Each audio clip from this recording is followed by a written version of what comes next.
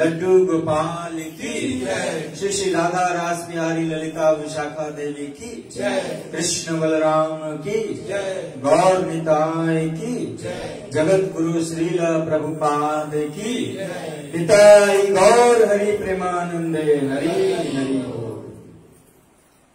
ओम अज्ञानतिमिरान्धस्य ज्ञानाञ्जनशलाकया चक्षुरुन्मीलितं येन तस्मै श्रीगुरुवे नमः।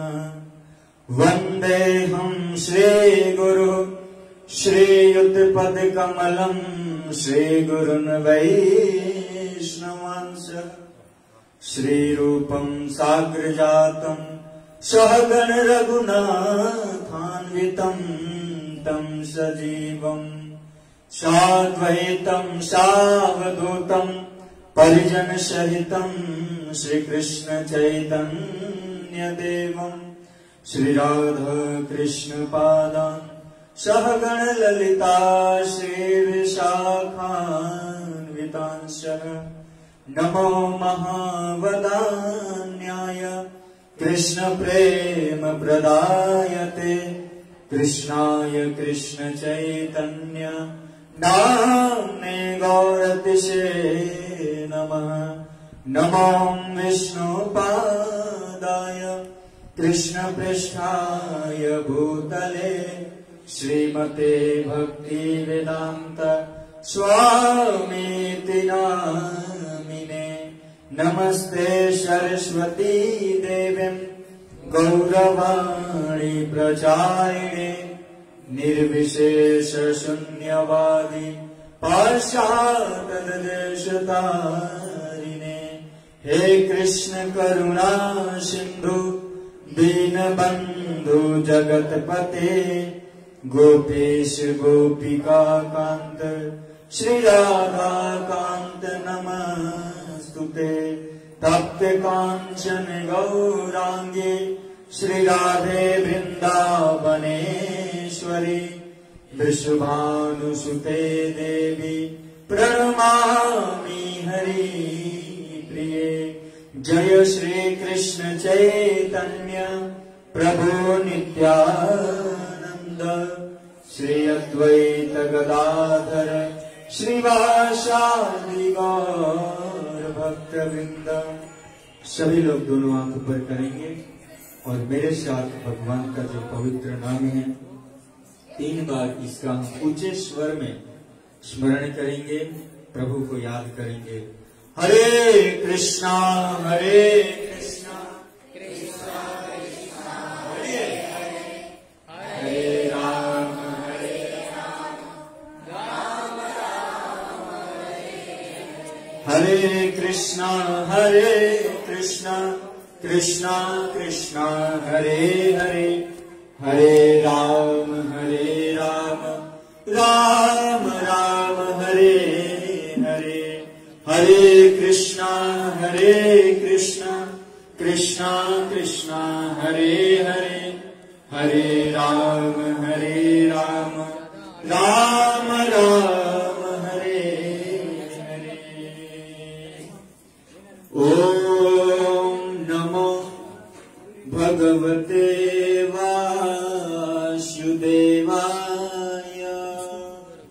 ओम नमो भगवते वासुदेवाय। ओम नमो भगवते वासुदेवाय। ओम नमो भगवते वासुदेवाय। ओम नमो भगवते वासुदेवाय।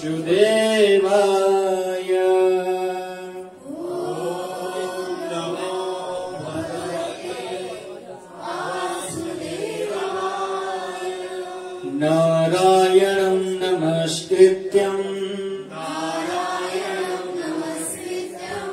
नरं चैव नरोत्तमम् देवीं सरस्वतीं व्यासं ततो जयमुदीरयेत्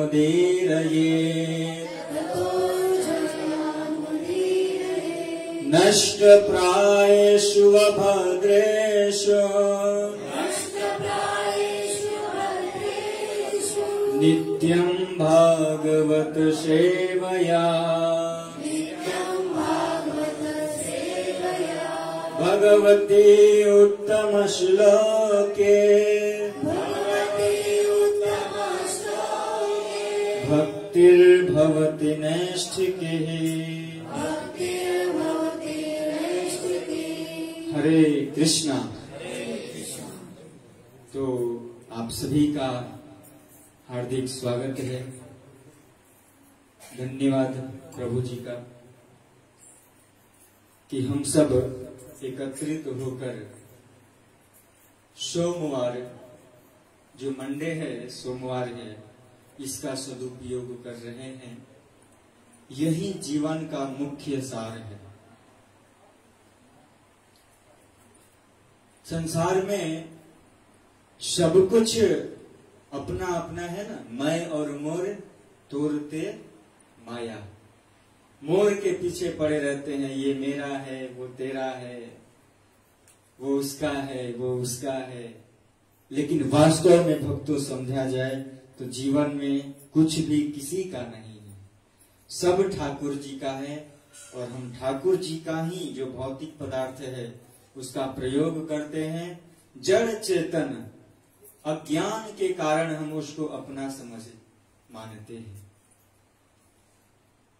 तो यह दिव्य जो श्रीमद् भागवत है, एक साथ में बैठकर श्रवण करने का हमें सौभाग्य प्राप्त हो रहा है। आइए इस सोमवार को सुंदर बनाएं, दिव्य श्रीमद् भागवतम कथा श्रवण करके। सर्वप्रथम आज का जो हम प्रसंग लेने वाले हैं वो है पूतना उद्धार। क्योंकि हम जब चले तो मन में लग रहा था कि माताओं की जो जिज्ञासा है या संख्या के अनुसार कथा को श्रवण कराना चाहिए। तो कल हम एक जगह गए थे, कुर्ला ईस्ट में। वहां पर हमने ध्रुव चरित्र को लिया था। ध्रुव यानी दृढ़ता, वो संकल्प, वो भाव हमारे अंदर आना चाहिए कि हमें कैसे कृष्ण को प्राप्त करना है। ये 5 वर्ष की अवस्था में उस बालक से सीखना चाहिए। आइए आज का जो प्रसंग है, भक्तों अमृत है ना, क्योंकि जो कृष्ण ही करुणा सिंधु है। कृष्ण करुणा सिंधु, तो जो करुणा के सिंधु हैं, उस करुणा रूपी भाव वेद व्यास जी के द्वारा यह रचित श्रीमद् भागवत, जिसमें अमृत ही भरा हुआ है। अमृत यानी जो आपको ये संसार दिख रहा है, ये मृत के समान है। और भगवान की ये दिव्य कथा, भगवान की ये दिव्य कीर्तन, ये अमृत के समान है। कैसे? ये संसार पहले भी था लेकिन हम नहीं थे, आगे भी रहेगा, हम नहीं रहेंगे। लेकिन यह दिव्य भगवान की कथा, ये मुंबई है, थी और रहेगी। तो अपने जीवन को धन्य बनाना है श्रीमद् भागवत कथा को श्रवण करके। सबसे पहले हम समझने का प्रयास करेंगे कि हम जिसका कथा सुनने जा रहे हैं वो कौन है, उनका स्वरूप कैसा है, वो कैसे दिखते हैं। तो यहां पर मुनियों ने जिज्ञासा किया है। आइए 3-4 श्लोक लेंगे, उसके बाद हम प्रसंग पर जाएंगे। क्योंकि साधारण शब्दों में समझें तो हम अगर कहीं मार्केट में जाते हैं कोई वस्तु लेने के लिए, तो पहले उसका भाव से देखते हैं, उसको देखते हैं कि ये अच्छा है या नहीं, या इसका जो ब्रांड है वो ठीक है या नहीं। महिमा, लोगों को पहले महिमा चाहिए। स्कूलों में भी देखा जाता है कि जो हम सब्जेक्ट पढ़ाने जा रहे हैं उससे पहले उसका अनुवाद किया जाता है ताकि वो जीव इसको अच्छे से समझ पाए। नहीं तो हमारी मति बुद्धि और हृदय इतना शुद्ध नहीं है कि उसमें हम डायरेक्ट अमृत को डालेंगे और वो टिक पाएगा, है ना।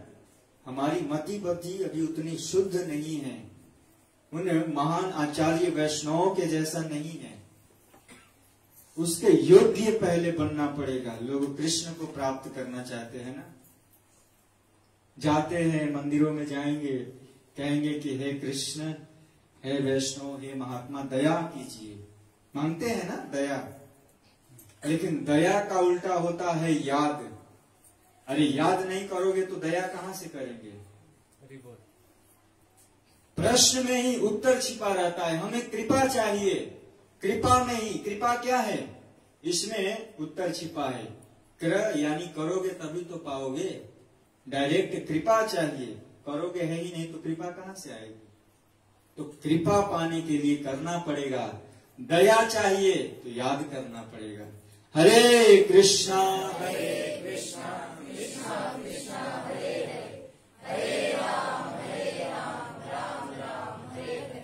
मुरझाए जैसे लग रहे हैं। कल गए थे, सारे एकदम उनका फेस एकदम भरा हुआ। हरे कृष्णा कृष्णा कृष्णा हरे हरे, हरे राम राम राम हरे हरे। आइए हम सर्वप्रथम समझने का प्रयास करेंगे कि जिनकी लीला कथा को हम सुनने जा रहे हैं वो कौन है, उनका रूप कैसा है, वो कैसे दिखते हैं, या वो जीवों पर दया करते हैं या नहीं, इस श्लोक में है। ओम नमो, आप लोगों को नहीं बोलना है क्योंकि समय भी देखना है। भगवते वासुदेवाय जन्माद्यस्य यतोऽन्वयरतश्चरते स्वभिज्ञस्वराट् तेने ब्रह्म हृदय आदि कवयो मुह्यन्ति यत् सूरयः तेजो वारिमृदां यथा विनिमयो यत्र त्रिसर्गो मृषा धाम्ना स्वेन सदा निरस्ते कुहकम् सत्यं परं धीमहि। ये श्रीमद् भागवत का पहला स्कंद, पहला अध्याय का पहला श्लोक है। ब्रह्म सूत्र का पहला श्लोक है अथातो ब्रह्म जिज्ञासा, और ये दूसरा श्लोक है जन्माद्यस्य। लास्ट में आया है सत्यम परम धीमहि। ऐसे सत्य परम परमेश्वर ईश्वर को हम प्रणाम करते हैं। वो कौन है? ईश्वरः परमा कृष्ण सच्चिदानंद विग्रह अनादिरादि गोविंद सर्व कारण। ईश्वर में बहुत कुछ छिपा हुआ है। इसका अर्थ होता है जगत, और वर यानी जो इस जगत को कंट्रोल करता। वर यानी कंट्रोलर, जो इस संसार को चलाने वाले हैं, कंट्रोल करने वाले हैं, वो है ईश्वर। वो ईश्वर कौन है? परमा कृष्णा। वो कोई और नहीं, साक्षात कृष्ण है। फिर उनका विग्रह कैसा है? सच्चिदानंद विग्रह। उनका विग्रह यानी जो उनका स्वरूप है सत्य, चित्त और आनंद से बना हुआ है। हमारा जो शरीर है वो पंचभूति है, प्राकृतिक है। क्या क्या है? क्षिति जल पावक गगन समीरा, पंच रचित यह अधम शरीरा। पांच तत्वों से मिलकर बना हुआ यह शरीर, और कैसा है? अधम है। अधम क्यों है? क्योंकि नश्वर है। ईश्वर अंश जीव अविनाशी। ईश्वर अंश जीव अविनाशी। हम सब ईश्वर के अंश हैं, और जो ये 5 तत्व है ये भी ईश्वर के अंश हैं। ये कभी क्षीण नहीं होते, कभी नष्ट नहीं होते। जैसे एक मछली को निकाल करके आप एयर कंडीशन में रखिए, उसको 56 प्रकार का भोग खिलाइए, लेकिन अगर पानी में नहीं उसको रखिएगा तो वो व्याकुल रहती है। ठीक उसी प्रकार हमारे शरीर के अंदर जो आत्मा है वो परमात्मा से मिलने के लिए व्याकुल रहता है। मछली का उदाहरण मैंने इसलिए दिया कि मछली को निकाल कर आप उसको सारे सुख दे दो, लेकिन वो बेचैन रहेगी, क्योंकि वो जल में रहना पसंद करती है। लेकिन संसार वाले क्या करते हैं, उस निर्दोष मछली को, अरे जो बोल नहीं सकता उसको निकाल कर उसको मार कर खाना, ये बहुत बड़ा अपराध है, ब्रह्म हत्या के समान माना गया है। उसके अंदर भी हृदय है, उसके अंदर भी दया है, उसके अंदर भी समझ में आए। एक चींटी का उदाहरण लीजिए। अगर वो जा रही है रास्ते में और आप उस पर उंगली ऐसे लगा दो, बहुत तेज, उसका स्पीड और बढ़ जाएगा। उसको भी अपने जान का मोह है भक्तों। ऐसे निर्दोष प्राणियों को मारना बहुत बड़ा हत्या है। तो एक मछली जैसे व्याकुल रहती है जल के बिना, ठीक उसी प्रकार से हमारे अंदर जो आत्मा है, ईश्वर का जो अंश है, लेकिन जीव अविनाशी है प्रभु जी, समझने का प्रयास ही नहीं करता।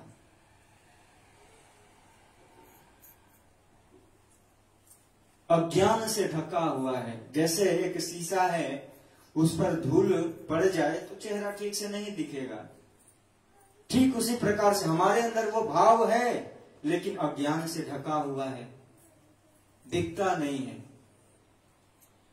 उसको पोंछिए, जैसे मिरर को पोंछते हैं ना फेस देखने के लिए, ठीक उसी प्रकार से हृदय को भी पोंछना पड़ेगा। मलिन मोचनाम पूषाम जल स्नानम दिने दिने सकीत गीत मृद स्नानम संसार मलनाशनम।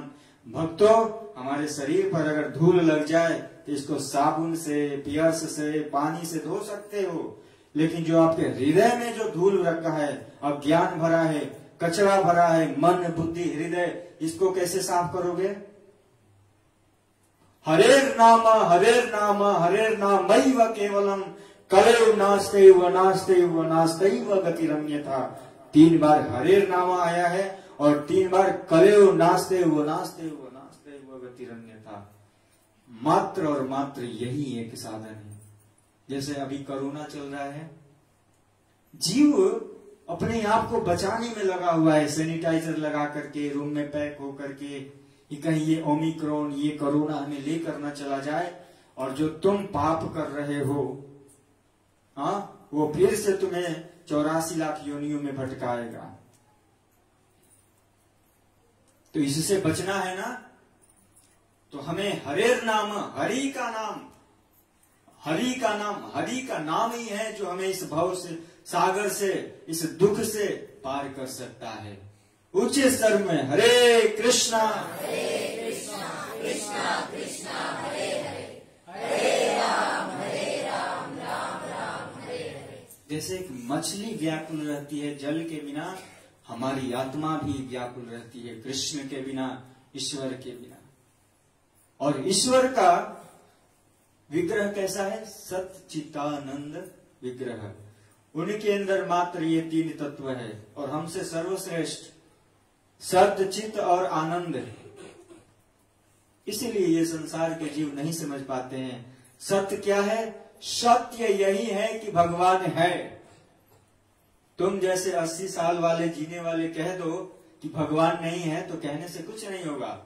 भले सूर्य है, कोहरे से ढका हुआ है, लेकिन एक अज्ञानी का देख सूर्य है ही नहीं, दिख ही नहीं रहा है, कैसे दिखेगा? वो तो बादल से ढका हुआ है, कोहरे से ढका हुआ है। ठीक उसी प्रकार सूर्य है, वैसे ही भगवान हैं। ऐसा कार्य करो तब तो दिखेंगे। दया कृपा प्राप्त करने के लिए हमें क्या करना होगा? सकीत गीत वृदशनानम संसार मलनाशनम। ये भगवान का नाम और श्रीमद् भागवत गीता, श्रीमद् भागवतम रूपी गंगा में जो एक बार भी स्नान कर लिया, वह संसार मलनाशनम, वो संसार रूपी मल से सदैव सदैव के लिए उसे बार बार नहीं मल साफ करना होगा, धूल हटाना होगा, वो सीधे भगवान के धाम जाएगा। तद धामम परमं गतम। पार्षद आएंगे लेने के लिए, लेकिन उसके लायक तो बनो। हमें डायरेक्ट क्या चाहिए? प्रॉफिट चाहिए, परिश्रम नहीं करना चाहते हैं। तो जन्माद्यस्य यतः, यानी जो हमें जन्म देने वाले हैं। और क्या आया है? स्वार्थ स्वभिज्ञ स्वराट, उनका जो स्वरूप है कैसा है? भिज्ञ, यानी बहुत ही अद्भुत है, बहुत ही सुंदर है। तेने ब्रह्म हृदय आदि कवयो मोहयंति यत सूर्य, जिस स्वरूप को, जिस रूप को देखकर बड़े बड़े देवता, बड़े बड़े मुनि मोहित हो जाते हैं, ऐसे भगवान कृष्ण के पार्षद व्यासदेव, सुखदेव गोस्वामी और कृष्ण की व्याख्या इस श्लोक में है। क्योंकि सुखदेव गोस्वामी कोई और नहीं, भगवान के ही वांगमय स्वरूप हैं। रूप कैसा है? वो तो ब्रह्म संहिता के श्लोक में मैंने बताया, सत्य चित्त और आनंद। सत्य यही है भक्तों की भगवान है। इसको जानने के लिए क्या करना होगा? चित्त यानी हृदय, आत्मा को शुद्ध करना पड़ेगा, वो ज्ञान प्राप्त करना होगा, तभी जाकर सत्य को। देखिए, भगवान के ही नाम में भगवान का उत्तर है। हमें पहले क्या करना है? सत्य को जानना है, उसके बाद ज्ञान प्राप्त करना है। कहां से? आचार्यों के द्वारा, वैष्णवों के द्वारा, इन साधुओं के द्वारा। कौन साधु? जिनका स्वभाव एकदम सरल हो, जो निरंतर भगवान के नाम कीर्तन का गुण गाते रहते हैं, ऐसे भगवान के पार्षद भक्त साधुओं का शरण ग्रहण करना होगा। चित्त, उनसे हमें ज्ञान प्राप्त करना होगा, डायरेक्ट नहीं, सेवा करके। सेवा करने से ही हमारा मति बुद्धि सब चित्त शुद्ध होगा, और हम वैष्णवों की, शुद्ध वैष्णवों की सेवा करेंगे, तब जाकर हमारे अंदर वो भाव आएगा, वो बेस बनेगा कि हम वो ज्ञान प्राप्त कर सकते हैं। और जब हमें सत्य का पता चल जाएगा और ज्ञान हो जाएगा, तो तीसरा क्या है? आनंद। हमें आनंद की अनुभूति होने लगेगी, आनंद प्राप्त होने लगेगा। श्री का अर्थ होता है भक्तों सुंदर, और कृष्ण का अर्थ होता है कि जिस कार्य को करने से हमें आनंद की प्राप्ति हो, उसे कृष्ण कहते हैं। कोई भी पूछ सकता है कि कृष्ण का नाम लेते हो, बार बार कृष्ण कृष्ण बोलते हो, कौन है कृष्ण? कृष्ण किसे कहते हैं? तब यहां पर कहा जा सकता है कि जिस कार्य को हम करते हैं, जिस महामंत्र रूपी नाम को उच्च स्वर में गाते हैं या जप करते हैं, उसको गाने से जो हमें आनंद मिलता है, वो है कृष्ण। हरे कृष्णा कृष्णा कृष्णा हरे हरे, हरे राम राम राम हरे।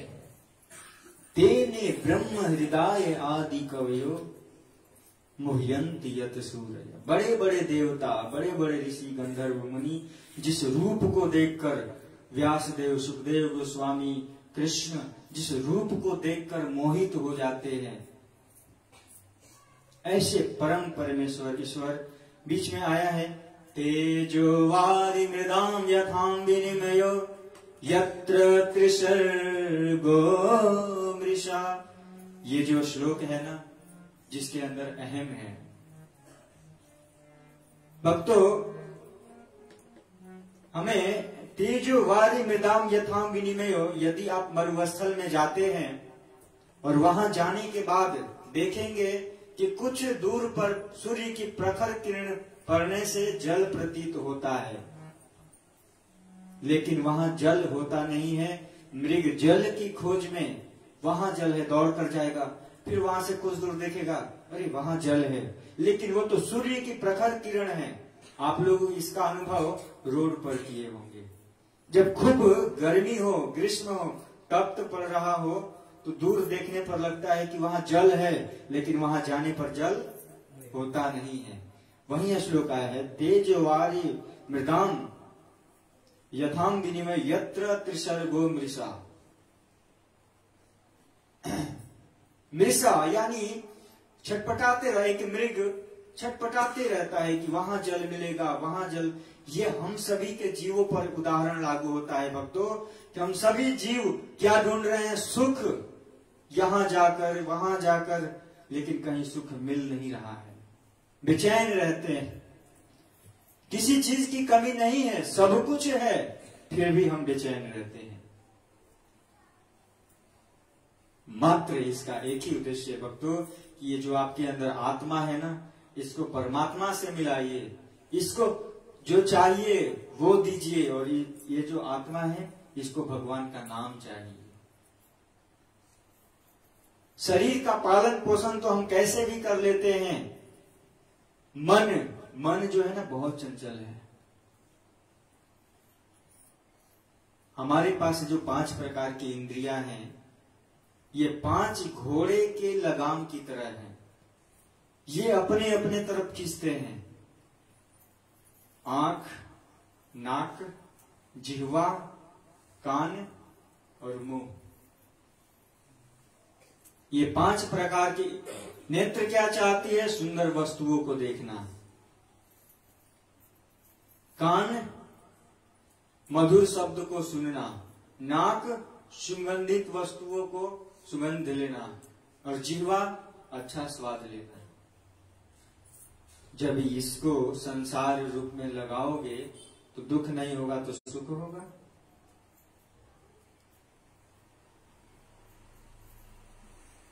इसलिए वाचो वेगम मनसा, गीतोपनिषद में आया है, उपदेशामृत में है, कि किस प्रकार से हम अपने इस 5 इंद्रियों को कंट्रोल में रख सकते हैं।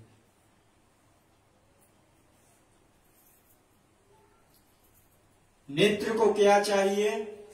कि जब वो सुबह में उठते ही उसे गौर निताय श्याम सुंदर राधा रास बिहारी जी का दर्शन करे, या लड्डू गोपाल जी हैं तो घर में लड्डू गोपाल जी का दर्शन करें। लेकिन नहीं, उठकर लोग टीवी चालू कर देते हैं और संसार के कचरा, न्यूज और पता नहीं क्या क्या देखते हैं।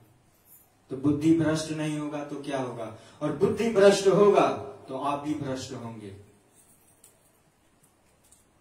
इसलिए भक्तों, जीवन में क्या करना है? अपने आप को सुधारना है।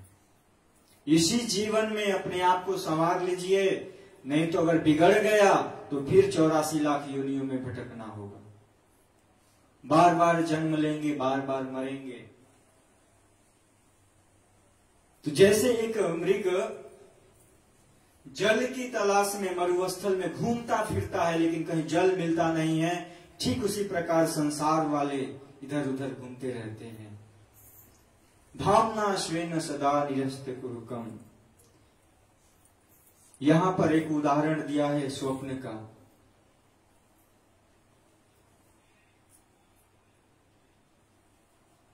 यानी हम सोए हुए हैं तो अनेक प्रकार के स्वप्न देखते हैं। कोई राजा बन जाएगा, कोई भिखारी, जो राजा है भिखारी बन जाएगा।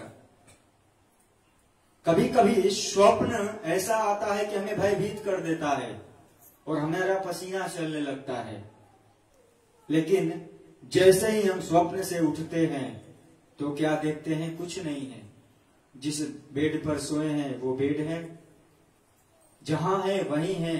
जैसे स्वप्न हमें डराता रहता है, स्वप्न भयभीत कर देता है भक्तों, ठीक उसी प्रकार निरस्त को हुक्म यहां पर आया है। निरस्त यानी अनुपस्थिति के कारण, मोह के कारण हम इधर उधर भटकते रहते हैं। इसको सद्मार्ग पर लाना है और क्या करना है? सत्यम परम धीमहि, ऐसे सत्य परम परमेश्वर ईश्वर का हमें ध्यान करना है। और वो कौन है? साक्षात कृष्ण, जिनका हम ध्यान कर सकते हैं, जिनको हम याद कर सकते हैं। इस प्रकार से भक्तों भगवान की यानी जो जन्म देने वाले हैं, जन्म देकर मारने वाले भी वही हैं, दुष्टों का विनाश करने के लिए भी आते हैं।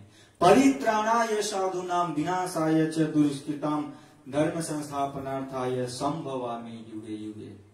भक्तों जिस जिस युग में धरती पर पाप बढ़ेगा उस युग में भगवान आएंगे और आकर क्या करेंगे? दुष्टों का विनाश करेंगे। किस किस के लिए आते हैं? नमो ब्राह्मण देवाय नमो गौहिताय च। जो ब्राह्मणों की हत्या करता है, जो निर्दोष जीवों की हत्या करता है, पशुओं को मारता है, गौओं की हत्या करता है, उनकी रक्षा करने के लिए भगवान आते हैं। किस किस युग में आते हैं? जिस जिस युग में पापियों का पाप बढ़ जाता है। और विनाश करके क्या करते हैं? विनाश च दुष्कृताम धर्म संस्थापनार्थाय। और फिर से धर्म की स्थापना करते हैं और उस धर्म की स्थापना करके दिव्य भक्त आनंद से भगवान के नाम की गुण कीर्तन करते हैं। हरे कृष्णा कृष्णा कृष्णा हरे हरे, हरे राम राम राम हरे हरे। दूसरे श्लोक में बताया गया है कि कौन भगवान की कथा को सुन सकता है। धर्मो प्रोजित कैतवोत्र परमो निर्मत्सराणां शतां वेद्यं वास्तव वस्तु मंत्र शिवदं तापत्रयोन्मूलनम् श्रीमद्भागवते महामुनि कृते किं वा परे ईश्वर सद्यो हृदयवरुध्य तत्र कृतभिः निर्मत् शुश्रुभिः तत्क्षणात्। कौन है जो कथा के अधिकारी है? कौन भगवान की कथा को सुन सकता है? धर्मो प्रोजित कैतवोत्र परमो निर्मत्सराणां शताम्। यानी जो धर्म के प्रति संलग्न है, निष्ठा है। हमारा सबसे बड़ा धर्म क्या है? सबसे बड़ा धर्म है भगवान की कथा सुनना और भगवान के नाम का स्मरण करना। इससे बड़ा धर्म इस संसार में कुछ नहीं है।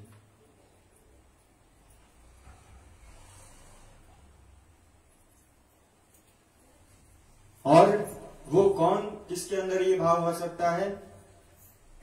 तापत्रयो, जिनके अंदर से ताप, ये तीन प्रकार के जो त्रय ताप है, इनसे जो ऊपर हो चुके हैं वही भगवत कथा सुन सकते हैं।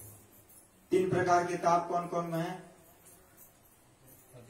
अधिभौतिक, अधि आध्यात्मिक और अधिदैविक। जो इन तीन प्रकार के तापों से ऊपर उठ गया है वो दिव्य भगवान की कथा को सुन सकता है। श्रीमद् भागवते संक्षिप्त में मैं कह रहा हूं क्योंकि प्रसंग पर जाएंगे कि नहीं, अपनी चाहत होत ना प्रभु चाहे तत्काल। हमारी चाहने से आज तक कुछ नहीं हुआ है, जो वो चाहते हैं वही होता है। तो भगवान की दिव्य अमृत जो भी बह रहा हो उसको श्रवण करना चाहिए, क्योंकि हमारी इच्छा से कुछ नहीं हो सकती है, सब उनके ही इच्छा से हो सकता है जो भी होगा। श्रीमद् भागवते महामुनि कृते किं वा परे ईश्वर। यानी जो पूर्ण रूप से शुद्ध हृदय वाले भक्तों की बोधगम्य वास्तविकता को जानते हैं, जो माया से पृथक हैं, जो माया पर विजय प्राप्त कर लिए हैं, वही यह दिव्य भगवान की कथा को सुन सकते हैं। और जो चौथा श्लोक है उसमें क्या है? सत्यो हृदय विरुद्ध तत्र कृत भी शुश्रुभि तत्क्षणात्। जैसे अभी यहाँ पर कथा हो रहा है नाय गांव में, और कोई दूर से ही मन में ये संकल्प ले लिया कि मुझे यह दिव्य कथा सुनना है, जो भी 1 घंटे का है, 1.5 घंटे का है, उसी समय शब्द हृदय रुध्यते, भगवान उसके हृदय में आकर बंदी बन जाते हैं। मात्र संकल्प करने से मुझे कथा को सुनना है। अब सुनाने वाले कौन है ये तो वो नहीं जानते, लेकिन सिर्फ उसको इतना ही पता चला है कि हमें कथा हो रही है और वहां जाकर श्रवण करना है। तो ये श्लोक दे रहे हैं, सत्य हृदय रुद्य तत्र कृत्य भी, अवरुद्ध हो जाते हैं, बंदी बन जाते हैं मात्र संकल्प लेने से कि हमें भगवान की कथा सुनना है।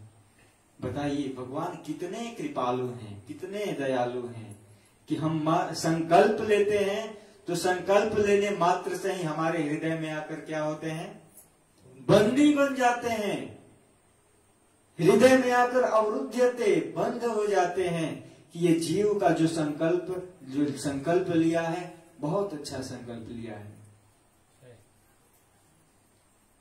सोचिए, तो जो भगवान का नाम निरंतर रोज लेगा, भगवान को रोज याद करेगा, क्या उसका कल्याण नहीं करेंगे? बिल्कुल करेंगे, इसमें किसी प्रकार की कोई संदेह नहीं है। शुश्रूभी तत्क्षणात्, सुनने की इच्छा हुआ, उसके अंदर संकल्प हुआ, अवरुध्यते, हृदय रुध्यते, बंदी बन गए। ठीक उसी प्रकार से जैसे पत्नी अपने पतिव्रता धर्म को पालन करके एक पति को वश में कर लेती है, ये संसार के जो भक्त हैं वो भगवान को मात्र याद करने से भगवान उनके हृदय में अवरुद्धते, बंदी बन जाते हैं। नहीं तो उनको क्या जरूरत था अर्जुन का रथ चलाना? वो अपने पार्षद को भी भेज सकते थे कि जाओ रथ चला लो, लेकिन स्वयं आते हैं। द्रौपदी ने पुकारा, स्वयं आए। तो क्या हम बुलाएंगे तो नहीं आएंगे? अंधेरी से दौड़ कर यहाँ आ जाएंगे रास बिहारी, मीरा रोड से दौड़ कर आएंगे गिरधारी जी, लेकिन बुलाएंगे तब तो नहीं। दया चाहिए, याद करेंगे ही नहीं तो दया क्या करेंगे, है ना? तो हमें क्या करना है? याद करना है। हरे कृष्णा कृष्णा कृष्णा हरे हरे, हरे राम राम राम हरे हरे। सोचिए भगवान कितने दयालु हैं, कितने कृपालु हैं कि हम मात्र संकल्प लेते हैं तो भगवान हमारे हृदय में आकर अवरुद्ध, बंदी बन जाते हैं। तो निर्मत शरण तापत्रय, जिनके अंदर से ये 3 प्रकार के जो ताप हैं, उनसे जो परिपूर्ण हैं, परे हैं, वो श्रीमद् भगवत कथा सुनने के अधिकारी हैं। और जो संकल्प कर लिया, भगवान उसके हृदय में आ गए और वो जाएगा ही, इसमें किसी प्रकार का कोई संदेह नहीं है। अब आया है कि ये श्रीमद् भागवत क्या है। जो तीसरा श्लोक है उसमें ये बताया जा रहा है कि श्रीमद् भागवत है क्या। तब कहते हैं, निगम कल्प तरोर गलितम फलम शुक मुखाद मृत द्रव्य संयुतम पिबत भागवतम रसमालयम मुहुरो रसिका भुवि भावुका।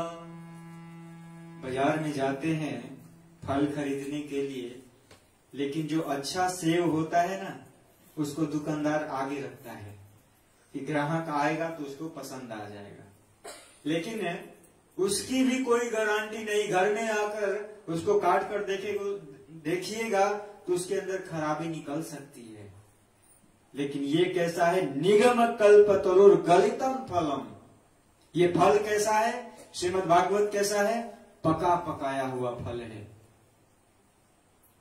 व्यास देव जी ने अनेक ग्रंथों की रचना की, 4 वेद, उपनिषद, महाभारत सब लिख कर बैठ गए, फिर भी अशांत थे। सरस्वती नदी के किनारे भी खिन्न मन से, उदास मन से बैठे हुए थे। नारद जी आए और नारद जी बताए कि ये संसार वाले ये वेद क्या पढ़ेंगे, जिनको अपने पूर्वज का नाम याद नहीं है।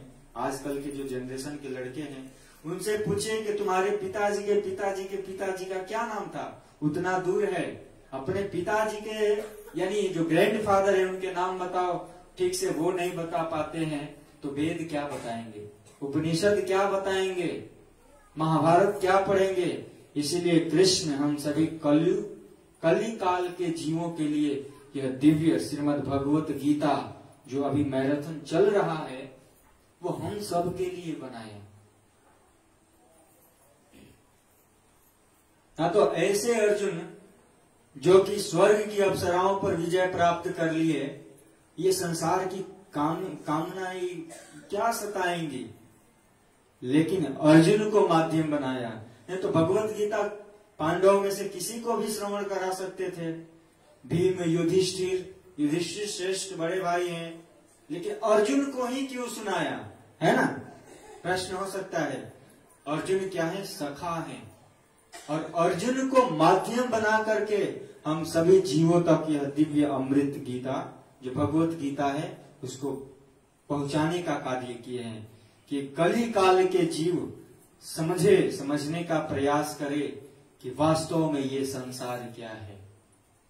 संसार दावा नवली ढलोका, कहते हैं ना, ये संसार दावाग्नल की तरह है, ये अंधकूप के समान है। इसमें लोग आते हैं, दुखालय अशाश्वतम, रोते हैं, दुख और सुख दोनों भाई बहन, रोते हैं, चिल्लाते हैं, परेशान रहते हैं, चले जाते हैं। लेकिन जिस दिन उनको वास्तविक का बोध होता है कि नहीं, ये मनुष्य शरीर मिला है, हम अपने दुख को प्रकट कर सकते हैं, लेकिन एक पशु है, एक गाय है, या एक मछली है, या किसी प्रकार की कोई भी पशु हो, वो बोल नहीं सकते, तो क्या उनके अंदर कष्ट नहीं होता है? आप सौभाग्यशाली हैं कि आपको मनुष्य शरीर प्राप्त मिला है, और इस मनुष्य शरीर में भगवान के दिव्य नाम को गाइए और गा करके अपने जीवन को धन्य बनाइए।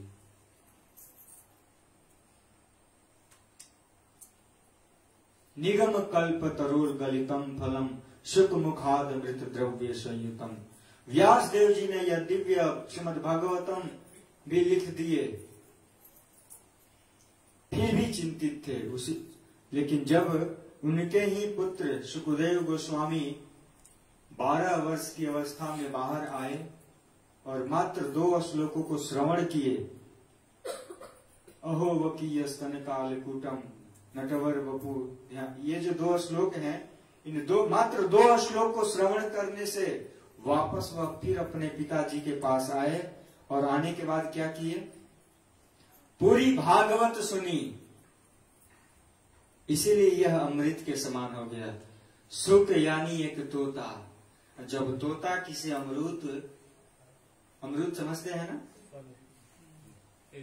हाँ, पेरू पर चोंच मारता है, तो उस पेड़ में जिस अमरूद पर चोंच मारा है वही मीठा होगा और सारे फल कच्चे होंगे। ठीक उसी प्रकार धन्य है सुखदेव गोस्वामी जी, जिसने दिव्य श्रीमद् भागवत को के अमृत बना दिए। मात्र उनके जिह्वा से यह श्लोक स्पर्श हुआ और यह अमृत के समान हो गया। इसलिए कहते हैं निगम कल्प तरोर गलितम फलम, एकदम पकाया हुआ फल है। तो कोई कह सकता है कि जैसे आपने सेव का उदाहरण दिया कि वो खराब हो सकता है, तो यहाँ पर भी तो आया है गलितम फलम। भक्तों, इसमें किसी प्रकार का कोई संदेह नहीं है, ये न खराब होगा। जितना आप इसे पान करोगे, पिबत भागवतम रसमालयम, इस भागवतम में जो जो एक श्लोक है वो क्या है? रसों से भरा हुआ है। पीते रहिए। और कब तक पीना है? मुहुरहो रसिका भूमि भाव का। रसमालयम, आलयम यानी जब तक ये आपका शरीर नष्ट नहीं हो जाता है तब तक आपको पीना ही है, लेकिन समय ही नहीं है कि वो पिए। संसार के सारे कार्य करने के लिए समय है, और यह दिव्य अमृत भागवतम पढ़ने के लिए, शास्त्र पढ़ने के लिए समय नहीं है। शास्त्र हमें बताता है यदि तुम मुझे पढ़ते हो तो मैं तुझे सुधार दूंगा, क्योंकि शास्त्र का एक अर्थ होता है शासनात् इति त्रायते इति शास्त्र, यानी जो शासन करके हमको सद्मार्ग पर ले आए उसे शास्त्र कहते हैं। और ऐसे शास्त्र हैं श्रीमद् भागवतम। पिबत भागवतम रसमालयम। जब तक आपका शरीर लय मिल नहीं जाता है, ये पंचभूत शरीर खत्म नहीं हो जाते हैं, तब तक आपको श्रवण करना है, तब तक आपको पिबतम भागवतम पीना है। ये देवता लोग भी आए थे कथा सुनने के लिए, लेकिन सुखदेव गोस्वामी ने डांट कर भगा दिया, क्योंकि साथ में अमृत का कलश लेकर आए थे। वही कहते हैं क्व सुधा और क्व कथा। ये कहां दिव्य भगवान की कथा और ये कहां तुम्हारा तुच्छ अमृत। इस साधारण अमृत की तुलना भागवत से करते हो। देवताओं का ये कहना था कि राजा परीक्षित जी को 7 दिन में मरना है, अगर आप इसे पिला देंगे तो वो अमर हो जाएंगे।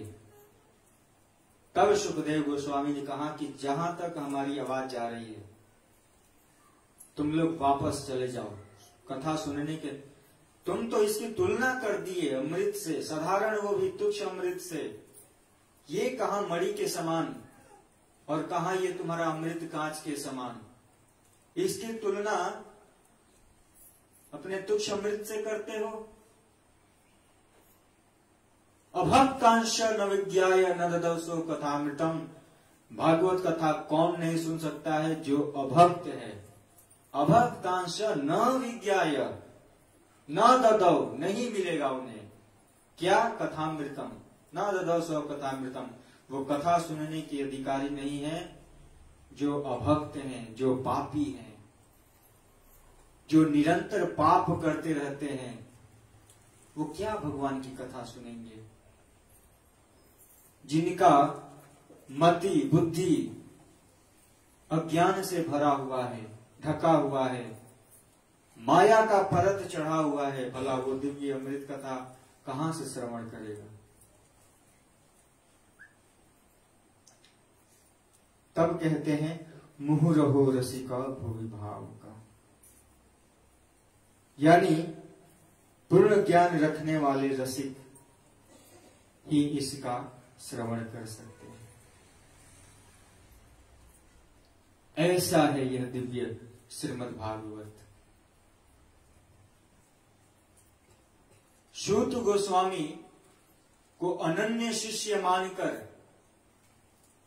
सुखदेव गोस्वामी यह दिव्य अमृत कथा को श्रवण कराए। और सूत गोस्वामी जी 88,000 ऋषि बैठे हुए हैं और उन 88,000 ऋषि को यह दिव्य भागवत कथा सुना रहे हैं। उसमें जो सबसे हेड हैं वो कौन है? शौनकादि। कथा के बाद लोग जिज्ञासा जो करते हैं ना, तो जिज्ञासा सब नहीं करते।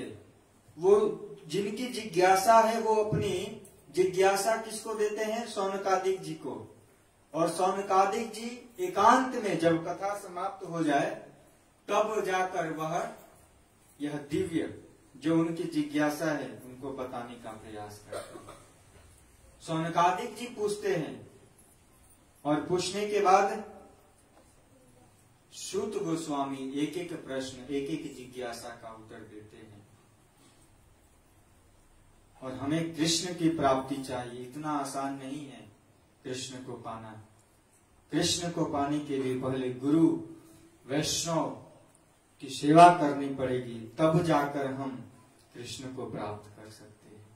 इतना आसान नहीं है भक्तों। उसके लिए क्या क्या करना होगा?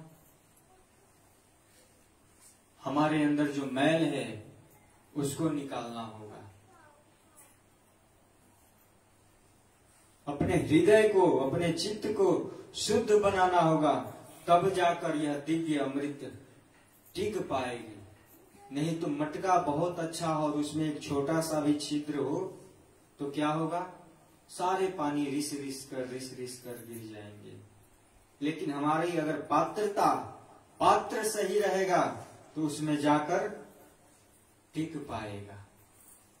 तो हमने 3 श्लोक लिया, प्रथम स्कंध प्रथम अध्याय का 3 श्लोक लिया। पहले श्लोक में भगवान का वर्णन, सत्यम परम धीमहि, ऐसे सत्य परम परमेश्वर को हम धीमहि ध्यान करते हैं, प्रणाम करते हैं। किसको? जन्माद्यस्यतः, जो जन्म देने वाले हैं और मारने वाले हैं, सभी जीवों का पालन करने वाले हैं और दुष्टों का विनाश करने वाले हैं। ऐसे सत्य परम परमेश्वर ईश्वर का हम ध्यान करते हैं। दूसरे श्लोक में क्या था? कौन भगवान की कथा को सुन सकता है?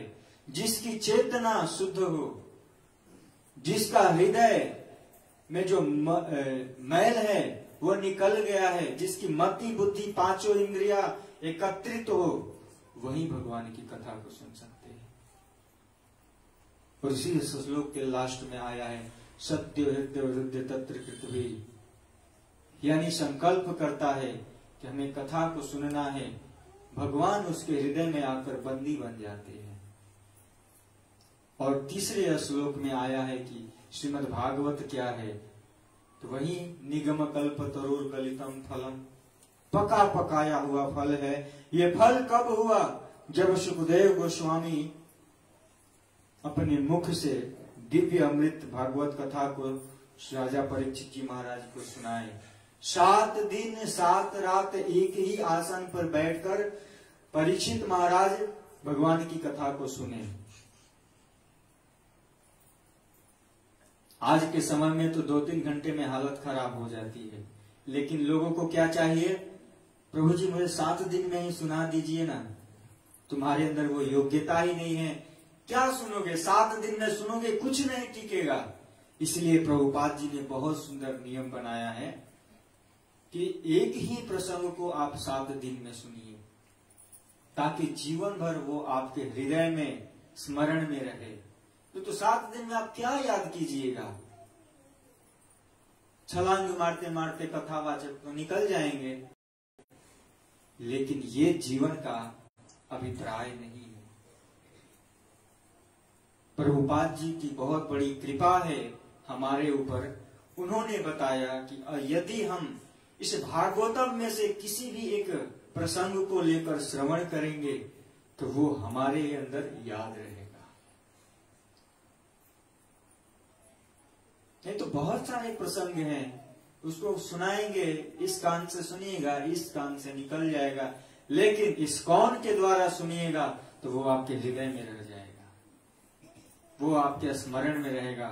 क्योंकि इस कौन कभी भी श्रीमद् भागवतम पूरा नहीं, एक प्रसंग पर कथा होता है। लेकिन संसार वालों को क्या चाहिए? 7 दिन में ही खत्म कीजिए। राजा परीक्षित महाराज तो नहीं है आप, है ना? समझने लायक है। राजा परीक्षित जी महाराज अपने राज्य को त्याग दिए। आज के समय में कोई श्राप दे या ऐसा कुछ सुनने को मिल जाए कि तुम्हारे हाथ की लकीरों में लिखा है कि तुम्हारे 10वें दिन, 7वें दिन नहीं, 10वें दिन मृत्यु होगी, वो 10वें दिन क्या, बेचारा कल ही हार्ट अटैक करके मर जाएगा। धन्य है राजा परीक्षित जी महाराज, जिसने उसी समय मन में सोचे कि चलो सारा टेंशन तो गया, अपने सारा राज्य साम्राज्य को जन्मेंजय को दे दिए। जन्मेंजय उनके पुत्र हैं परीक्षित महाराज के। परीक्षित नाम क्यों पड़ा? ये जो प्रसंग है ना, ये भी परीक्षित महाराज को ही सुखदेव गोस्वामी सुना रहे हैं। परितः इति परीक्षितः, परितः इति इच्छितः इति परीक्षितः, यानी भगवान ने उत्तरा के गर्भ में जाकर परीक्षित की रक्षा की थी। तो जब वो अपनी मां के गर्भ से बाहर आए तो चारों तरफ देखने लगे, और देखने के बाद मन में विचार करने लगे। परितः यानी चारों तरफ देख रहे हैं कि कौन है जो हमारी मां के गर्भ में आकर हमारी रक्षा की थी। इच्छित, मन में वो इच्छा, वो भाव, वो जिज्ञासा लेकर परितः चारों तरफ देख रहे हैं। इसलिए उनका नाम पड़ गया परीक्षित। ऐसे परीक्षित जी महाराज धन्य हैं जो 7 दिन 7 रात एक ही आसन पर बैठकर दिव्य भगवान की कथा को सुन रहे हैं।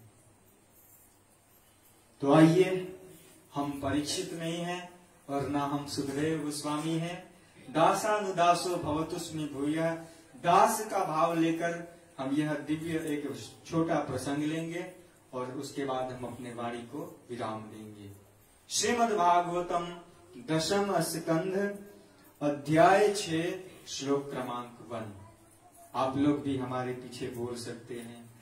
श्री शुक उवाच नंदः पथि वचः शौर्येण मृषेति विचिन्तयन्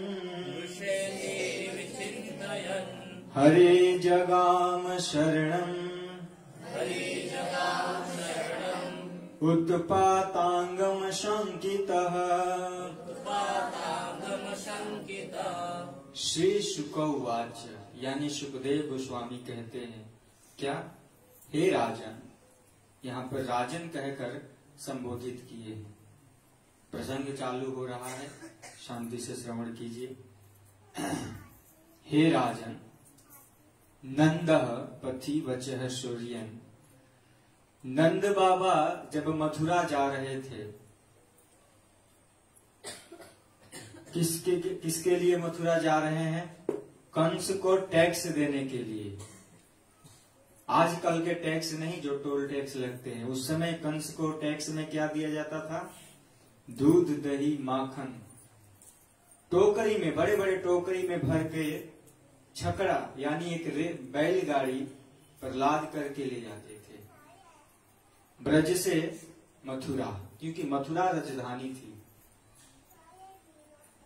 तो यहाँ पर सुखदेव गोस्वामी कथा सुना रहे हैं किसको? परीक्षित जी महाराज को।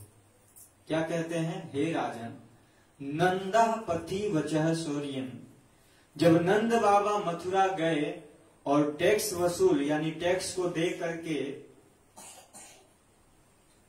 अपने परम मित्र वसुदेव जी से मिले, तो मिलने के बाद शौर्येण, शौर्येण का ही अर्थ है वसुदेव जी, कि जब वसुदेव जी से मिले तो मिलने के बाद क्या हुआ? मृषेति विचिन्तयन्। वसुदेव जी ने कहा था कि नंद तुम जल्दी ब्रज में जाओ, क्योंकि कंस के द्वारा एक राक्षसी को भेजा गया है जिसका नाम है पूतना। पूतना का अर्थ क्या है पहले हम समझने का प्रयास करेंगे। पूतन नयति इति पूतना, यानी जो निर्दोष बालकों को, जो 1 महीने 6 महीने 1 साल के हैं, जो क्या कंस का क्या बिगाड़ सकते हैं, ऐसे बालकों को पकड़कर मारने वाली, निर्दोष बालकों की हत्या करने वाली औरत जिसका नाम है पूतना। जो पवित्र बच्चों को मारती है वो है पूतना। एक पूतना का अर्थ है पूतना, यानी जो पवित्र नहीं है वो है पूतना। तो वसुदेव जी नंद बाबा से कहते हैं कि तुम जल्दी ब्रज में जाओ। कहां? गोकुल। क्यों ब्रज में क्यों भेज रहे हैं? बहुत दिन के बाद तो आए हैं अपने मित्र वसुदेव से, अपने पुत्र का भी हाल नहीं पूछ रहे हैं। और जो देवकी है उनको भी नहीं बुलाए, क्योंकि नंद बाबा आए हैं मिलने के लिए, तो शायद देवकी भी आती तो अपने पुत्र का हाल पूछती। लेकिन एकांत में मिलने के लिए आए हैं ताकि कंस को ये भय ना हो, ये पता न चले कि कृष्ण नंद के यहाँ है।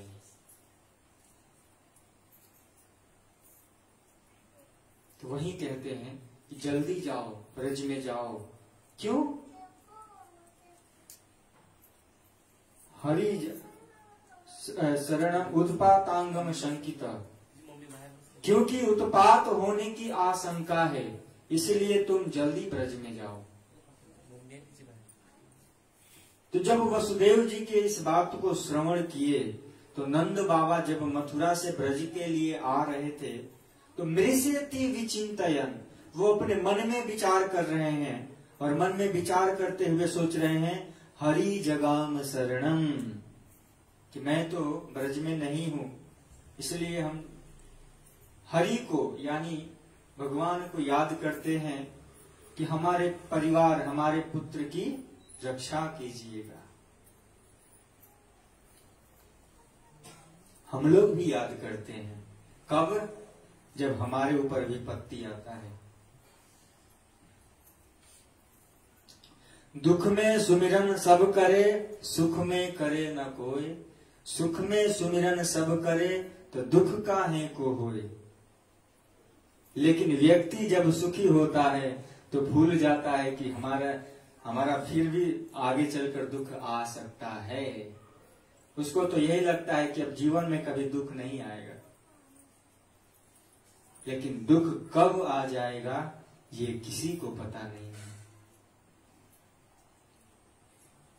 इसीलिए ये भाव आया है कि दुख में लोग याद करते हैं, लेकिन जब सुख में ही याद करें तो दुख काहे होगा। लेकिन नहीं, दुख में ही भगवान को याद करते हैं। सुख आने पर तो भूल जाते हैं कि भगवान भी है कि नहीं है। ऐसा नहीं होना चाहिए। फिर भगवान आपको भूल जाते हैं दुख में, कि सुख में तो याद किया नहीं, तो अब दुख में याद करने से क्या लाभ। चलो, तुम मुझे याद नहीं किया, हम तुमको याद नहीं करते हैं, तो हम भगवान को दोष देते हैं। कुछ ऐसी घटना हो जाती है तो हम किसको दोष देते हैं? मेरे साथ ऐसा क्यों किया? अरे जब तुम सुख में थे तो तुम क्यों ऐसा किए? कृष्ण की ही वस्तु है, कृष्ण को समर्पित नहीं करते हो। गीता में कहते हैं पत्रम पुष्पम फलम तोयम, हे भिखारियों, ये मैं कह रहा हूं और वास्तव में गलत भी नहीं कह रहा हूं, क्योंकि दाता एक राम, भिखारी सारी दुनिया। इस संसार में जितने भी हैं सब मांगने वाले हैं। कोई प्रोफेसर से मांग रहा है, कोई अपने मैनेजर से मांग रहा है, कोई अपने पिता से मांग रहा है, पिता किसी और से मांग रहा है। इस संसार में सब मांग रहे हैं, लेकिन वो धन्य है जो हमारे कृष्ण से मांगते हैं। 2 रुपए की अगरबत्ती ले लेंगे और क्या कहेंगे? सुख संपत्ति घर आवे, कष्ट मिटे तन का, ओम जय जगदीश हरे। जगदीश को याद करते हैं और 2 रुपए की अगरबत्ती में पता नहीं क्या क्या मांग लेते हैं। हमारे अंदर जो कष्ट है वो जाए, सुख संपत्ति सब हमारे बगल के घर में भी नहीं जाए। प्रभु जी, हमारे घर में ही आना चाहिए, क्योंकि अगरबत्ती मैं दिखा रही हूँ, बगल वाला कहाँ दिखा रहा है। लेकिन ये सुख संपत्ति आपको सुख नहीं दे सकता है, क्योंकि जिस लक्ष्मी को आप मांगते हैं और लक्ष्मीपति को छोड़ देंगे तो वो लक्ष्मी आपको बेचैन कर देगी। रावण सीता जी को हर के ले गया, सुखी रहा, एक पर एक कष्ट, एक पर एक विपदा, और अंत में उसे मृत्यु प्राप्त होना पड़ा। लक्ष्मी को ले जाओगे और लक्ष्मीपति को छोड़ दोगे। लक्ष्मी के साथ साथ कृष्ण को भी घर में लाइए, तब जाकर वह लक्ष्मी टिकेगी। और उस लक्ष्मी का सदुपयोग कहाँ कीजिए? ऐसे दिव्य कार्यक्रम में।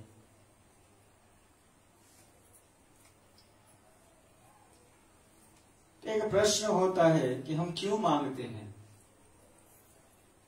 मंदिर में भी जाते हैं तो मांगते ही है। अरे हम जिससे मांगते हैं उसको ही मांग लेते हैं। और जब वो आएगा, हमारे पास आ जाएगा, तो उसको कुछ मांगने की आवश्यकता नहीं पड़ेगी, है ना। एक प्रश्न उठता है कि जिसके पास जाकर हम मांगते हैं तो डायरेक्ट हम उसको ही उठाकर लेके आ जाएं तो सब तो अपने आप आ जाएगा ना। तो हमें कृष्ण को मांगना चाहिए, और कृष्ण से ये संसार की भौतिक वस्तुएं नहीं, क्या मांगना है? कृष्ण का नाम। कृष्ण से भी बड़ा है कृष्ण का नाम। प्रहलाद महाराज, ध्रुव महाराज, अम्बरीश जी, अनेक ऐसे महान भक्त हुए जिनके पास किसी प्रकार की कोई कमी नहीं थी। ध्रुव महाराज के सामने डायरेक्ट विष्णु भगवान हैं, लेकिन फिर भी नेत्र नहीं खोल रहे हैं। जगाया कि मैं सामने हूं, कुछ मांगो, तब कहते हैं कि जिसको आप मांगने की इच्छा से ध्रुव महाराज गए थे कि अपने पिता से भी बड़ा राज्य, बड़ा सिंहासन चाहिए, लेकिन जब वो भगवान की भक्ति करना प्रारंभ किए, उनकी इच्छा ही समाप्त हो गई। तो भक्तों, हम जब कहीं जाएं, मीरा रोड जाएं, गिरधारी जाएं, गोपीनाथ जाएं, या लड्डू गोपाल जी हैं, तो उनसे एक ही चीज मांगना चाहिए कि हमारे अंदर जो भौतिक वस्तुओं की मांगने की इच्छा है, उसको ही आप समाप्त कर दो,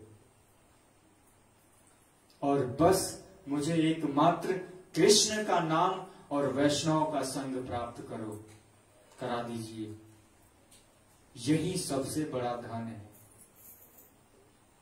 कृष्ण के नाम से, कृष्ण का नाम है ना, इससे बढ़कर संसार में कोई धन नहीं है। यही धन सबसे बड़ा है। हरि जगाम शरणम, तो हमें हरि के शरण में जाना चाहिए।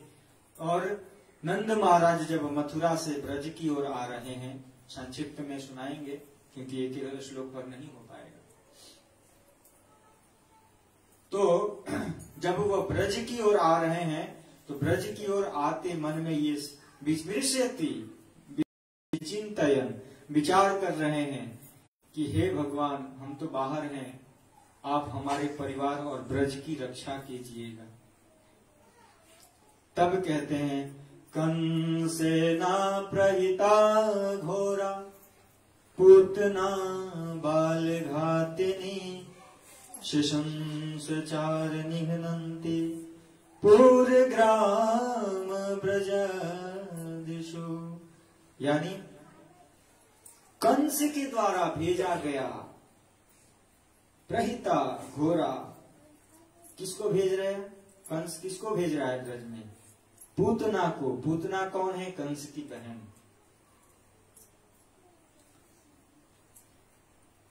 और आदेश दे रहा है, मीटिंग बैठाया गया मथुरा में, कि जो आदेश दुर्गा जी के द्वारा मिला, जो आकाशवाणी हुई कि तुमको मारने वाला काल कहीं न कहीं जन्म ले चुका है। तब कंस उसी समय से बेचैन रहा, अपने मंत्रीगण को बुलाकर मीटिंग किया, और मीटिंग करने के बाद यह निष्कर्ष निकला कि पूतना को बुलाया जाए, वो ये कार्य करने में निपुण है। पूतना इतनी बड़ी पापी राक्षसी थी भक्तों, कि जैसे गन्ना होता है ना, उसको मशीन में डाल दिया जाता है और गन्ना जैसे फेरा जाता है, वैसे एक बच्चे को, जो 1 महीना के बच्चे होते हैं, उसको दोनों हाथ से पकड़ के ऐसे घुमाती थी, और उसका जो ब्लड, खून निकलता था, उसको जूस बनाकर पी जाती थी। सोचिए कितनी बड़ी राक्षसी थी पूतना।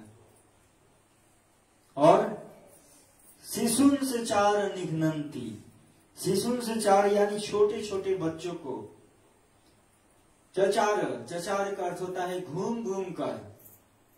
कहां कहां?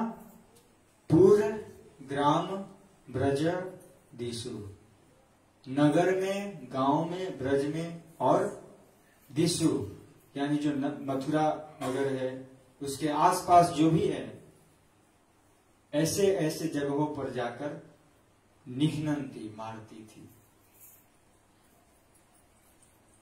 निघ्नन्ति का अर्थ आया है मारती हुई, यानी मारते हुए आगे की ओर बढ़ती थी।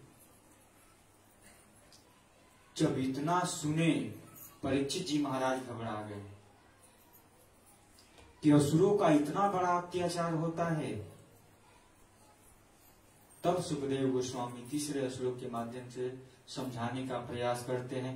न यत्र श्रवणादिनी रक्षोघ्राणि स्वकर्मसु कुर्वन्ति सात्वतां भक्तुर् यातु धान्यस्य तत्र हि।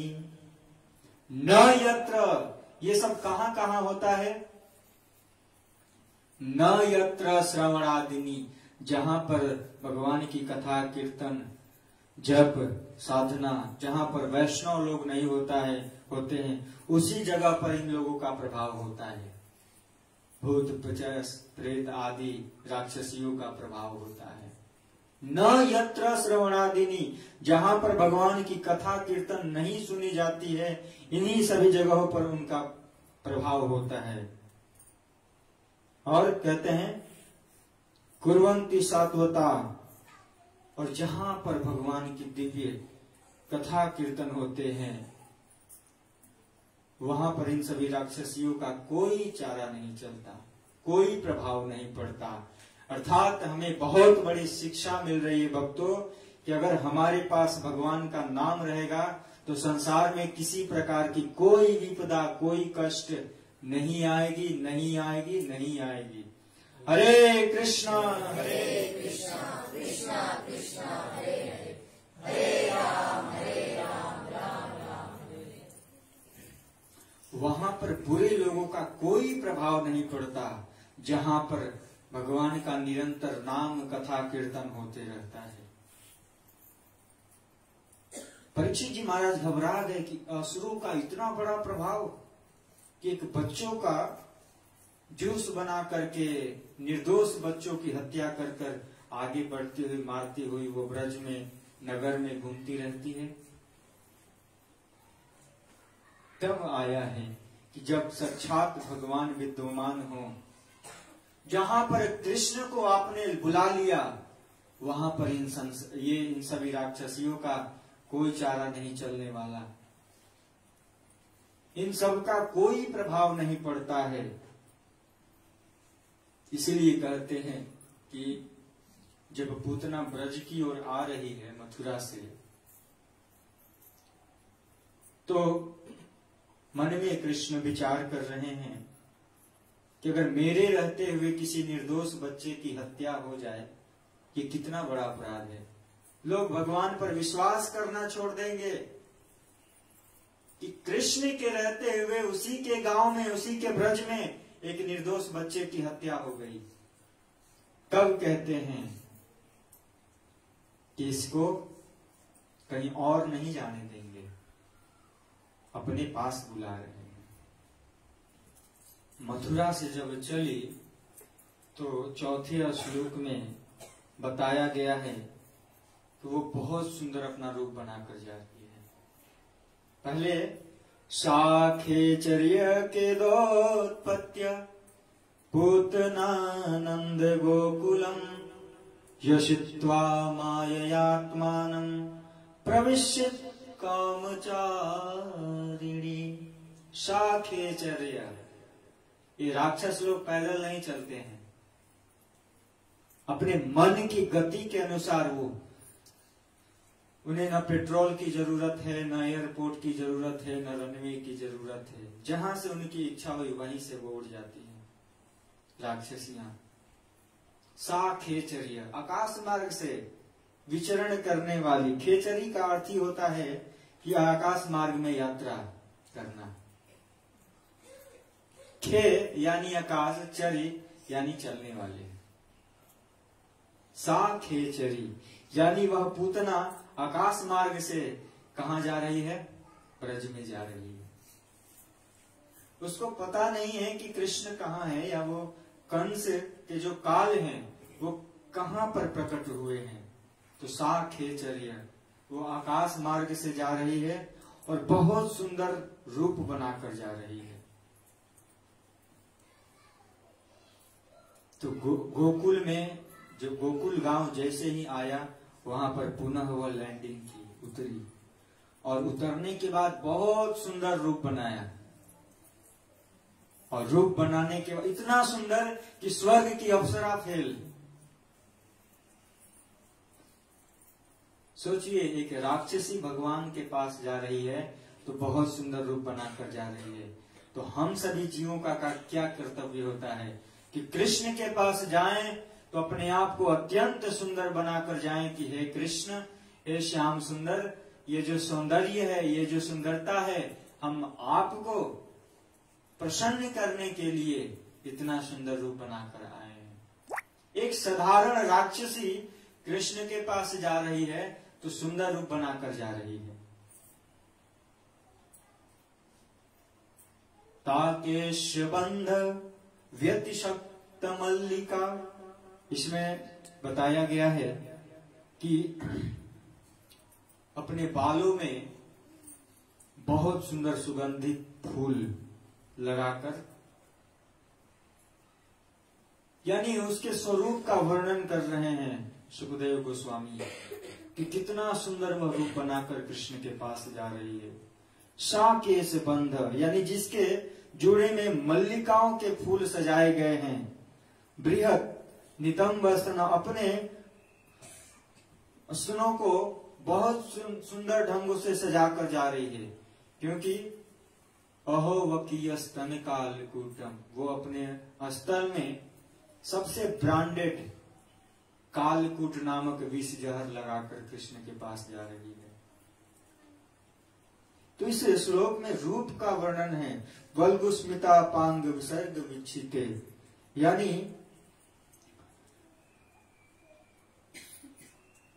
हास्य मुक्त चितवन पर, उनके उसके जो चितवन है यानी चेहरा है, मुखार बिंद इतना चमक रहा है, इतना प्रकाशमान्य कर रहा है कि ब्रजवासी देखकर चकित हो गए कि लगता है कि साक्षात लक्ष्मी मिलने के लिए जा रही है। इस प्रकार से पूतना ब्रज में गई और अपने आप को बहुत सुंदर ढंग से सजाया। इसका व्याख्या इतना सुंदर किए हैं इस श्लोक में सुखदेव गोस्वामी जी। बाल गृहस्त्र विचिन्न से सुन, यानी छोटे छोटे बालकों को ढूंढती हुई बच्चों का वध करने वाली पूतना बिना रोक टोक के कहां गई? नंद बाबा के घर में गई। कृष्ण मन में विचार कर रहे हैं कि ये पहले नंबर से ये राक्षसी है, और इसका उद्देश्य क्या है? बच्चों को मारना। तो मेरे रहते हुए किसी निर्दोष बच्चों की हत्या हो, ये बहुत बड़ा अपराध होगा।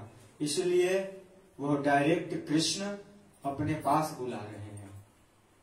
और ये पूतना अपने को इतना सुंदर बनाई कि जैसे कोई लक्ष्मी, ब्रजवासी यही सोचने लगे कि कोई लक्ष्मी अपने नारायण से मिलने के लिए जा रही है।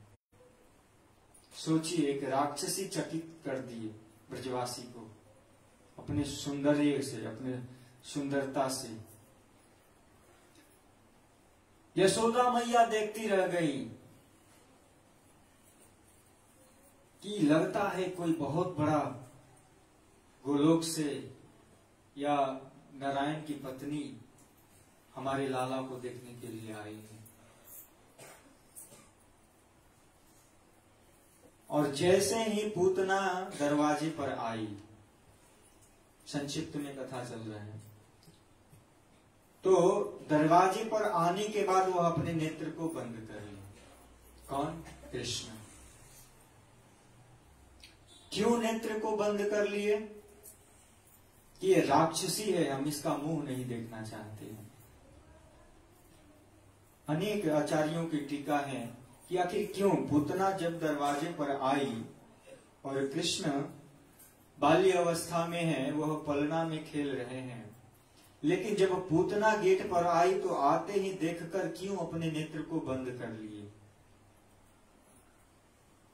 तो एक ने बताया है कि मन में विचार कर रहे हैं कि हम ब्रज में आए हैं दूध दही माखन खाने के लिए, और अभी जन्म कितना दिन हुआ, 6 दिन, तब तक एक राक्षसी हमको विष पिलाने के लिए आ रही है। तो मन ही मन शिव जी को आवाहन कर रहे हैं, बुला रहे हैं कि हे नीलकंठ, हे शिव, ये जो विष पीने का कार्य है ये आप कीजिए, हम तो इस ब्रज में दूध दही माखन खाने के लिए आए। तो नेत्र बंद करके शिव जी को याद कर रहे हैं कि अब आप आइए और आकर के इस विष का पान कीजिए। अभी 6 दिन हुआ हमको ब्रज में आए, तब तक ये एक राक्षसी आई है, वो भी दूध दही मक्खन लेकर नहीं आई है। स्तन कालकूटम, अपने स्तन में कालकूट नामक विष लगाकर आई है। उसको पीने की जरूरत नहीं है। अगर एक साधारण बच्चा का अधर ओठ अगर उसमें टच हो जाए तो उसकी मृत्यु हो जाएगी। कालकूट नामक विष जहर लगाकर आई थी।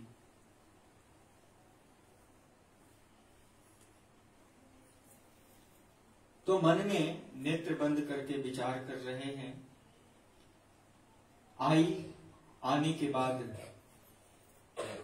बैठी, यशोदा मैया दूध रखी हुई थी, उबल के गिर न जाए इसलिए पुनः वो अपने पुत्र को एक पलना में डालकर और हिलाकर चली गई पलने को।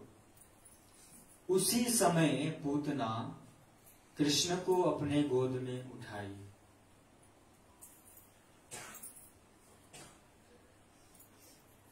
हमारे गुरु महाराज कहते हैं कि पूतना तो जीने के बाद मारती थी ना, बच्चे जब गर्भ से बाहर आ जाते थे तब मारती थी, लेकिन जो आजकल की पूतना है, हमारा जो प्रसंग लेने का मात्र अभिप्राय यही है कि आजकल की जो पूतना है वो तो घर घर में है।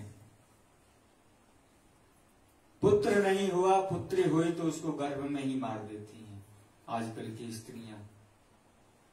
गर्भाधान जो चला है ना, तो पूतना तो जन्म के बाद मारती थी, लेकिन आजकल की जो कली काल की स्त्रियां हैं, अगर पुत्र नहीं हुआ तो उस बच्ची को गर्भ में ही मार देती हैं। सोचिए कितना बड़ा अपराध करती हैं ये स्त्रियां। एक निर्दोष जीव को जो आ रहा है, जो आपका कुछ नहीं बिगाड़ा है, वो अपना कर्म लेकर आया है, उसके भाग्य में होगा तो वो सुख समृद्धि रहेगी, अच्छा खासा उसे परिवार मिलेगा, लेकिन गर्भ में ही लोग मार देते हैं। तो पूतना तो बहुत अच्छी है कि जन्म के बाद मारती थी, आजकल की जो पूतना है उससे बहुत अच्छी है, लेकिन राक्षसी है।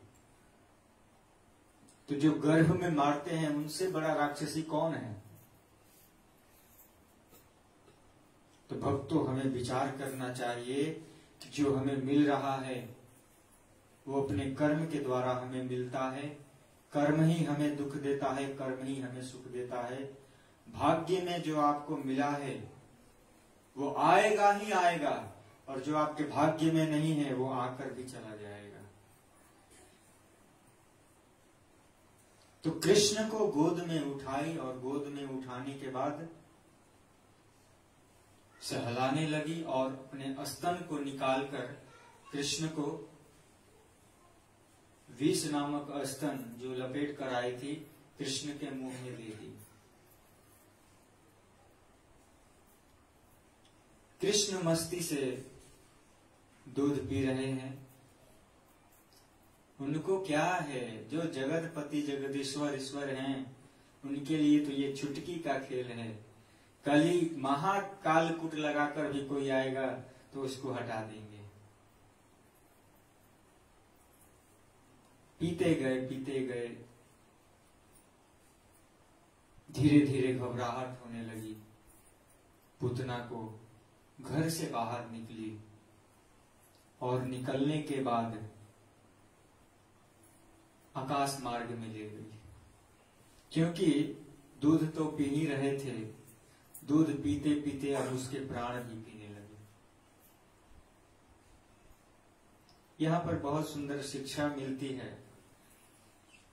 कि ठाकुर जी हमें जल्दी नहीं पकड़ते हैं। किसको भगवान का नाम अच्छा लगता है, किसको जप करना, धोती पहनना, तिलक करना, समाज देखेगा तो क्या कहेगा, हंसेगा, तिलक करता है इसी उम्र में। अभी खाने खेलने की उम्र है, कमाने की उम्र है, बुढ़ापा आएगा तो भजन करना। लेकिन धन्य है वो वैष्णव। शिक्षा हमें बहुत बड़ी शिक्षा मिलती है कि कृष्ण हमें जल्दी एक्सेप्ट नहीं करते, और जिस दिन एक्सेप्ट कर लिए उस दिन छोड़ते भी नहीं है।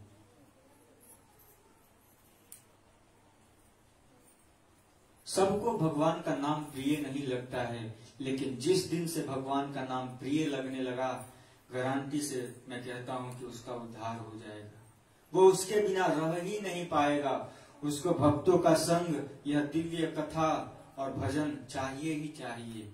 हरे कृष्णा कृष्णा कृष्णा हरे हरे, हरे राम राम राम हरे हरे। चामुंचा यानी चिल्ला कर कह रहे कि अब छोड़ दो, अब हो गया, माफ कर दो, मैं पुनः अपने मथुरा जाना चाहती हूँ। लेकिन कृष्ण कहते हैं कि क्यों आई, हम तो बुलाए नहीं। कहाँ कृष्ण किसको बुलाते हैं? लेकिन एक शुद्ध वैष्णव की कृपा होती है, साधुओं की कृपा होती है, और वो जीव जब उसके संपर्क में आता है और दिव्य भगवान का नाम का सुमिरन करने लगता है, स्मरण करने लगता है, तो जीवन में कभी छोड़ने का नाम भी नहीं लेता। वो उसके बिना रह ही नहीं पाएगा। तो वही कहते हैं कि हम तो बुलाए नहीं, ब्रज में खुद चल कर आई हो और मेरे पास आई हो, तो हम कैसे छोड़ें? भगवान कृष्ण जल्दी किसी को पकड़ते नहीं हैं, और जब एक बार पकड़ लिए तो भूल जाइए कि अब वो आपको छोड़ेंगे भी। कौन कौन चाहते हैं कि हमें कृष्ण स्वीकार करें? कोई नहीं चाहता है? नहीं चाहते हैं आप?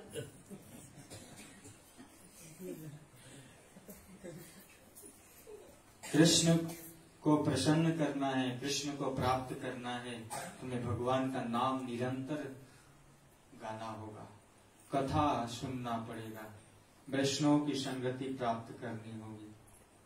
चिल्ला कर कह रही है, आकाश मार्ग में लेकर उड़ी और चिल्ला रही है कि छोड़ दो, हो गया, अब छोड़ दो। लेकिन क्यों छोड़ने जाएं? वो तो आपको बुलाए नहीं थे, खुद चल कर आई, कृष्ण को दूध पिलाई, दूध के साथ साथ वो प्राण भी पीने लगे। अब कृष्ण मन में विचार कर रहे हैं कि ये तो मरेगी, प्राण जैसे ही पखेरु होंगे, इसके समाप्त होंगे, तो ये गिरेगी, लेकिन ब्रज में नहीं गिराएंगे। कंस का बहुत बड़ा बगान था, उसमें ही गिराए, ताकि जब इसको जलाया जाए तो अलग से ब्रजवासी लकड़ी लाने की आवश्यकता न पड़े। चूर्णियामासनर आया है श्लोक में कि जब पूतना की मृत्यु हुई और कंस के बगान में जब वो गिरी, तो जिस वृक्ष पर गिरी वो वृक्ष चूर्ण के समान हो गए, एकदम चूर्ण समझते हैं, धूल पाउडर हो गया। सोचिए कितनी बड़ी विशाल, अपने शरीर को फैला दी 11 किलोमीटर में, 3-3 किलोमीटर में हाथ, 4 किलोमीटर में उसका पेट। सोचिए कितना बड़ी पूतना होगी। और मस्ती से कृष्ण उसके वक्षस्थल पर खेल रहे हैं। ब्रजवासी दौड़ते हुए चिल्लाते हुए आए और कृष्ण को कैसे उतारें? कृष्ण बहुत, समझिए कि वो 10 बिल्डिंग के बराबर उसका पेट हो गया था, इतनी विशाल थी पूतना। तो सीढ़ी बनाया गया और सीढ़ी पर चढ़ करके कृष्ण मस्ती से उसके उधर उसके पेट पर खेल रहे हैं, जैसे उनके लिए कोई बहुत बड़ा पहाड़ का एक शिखर हो मिल गया है और मस्ती से खेल रहे हैं। सीढ़ी लगाकर ब्रजवासियों ने कृष्ण को उतारा और उतारने के बाद गाय के पूंछ से सहलाया गया। किसी राक्षसी के द्वारा कोई प्रभाव न पड़ा हो, किसी प्रकार की कोई माया इसे न सताए, किसी की नजर न लगे, गाय के पूंछ के द्वारा उस कृष्ण को सहलाया गया। भक्तों, गाय की बहुत जरूरत है हमारे जीवन में, जिसमें 33 करोड़ देवी देवताओं का वास होता है, और गाय जो हम सभी को दूध देती है।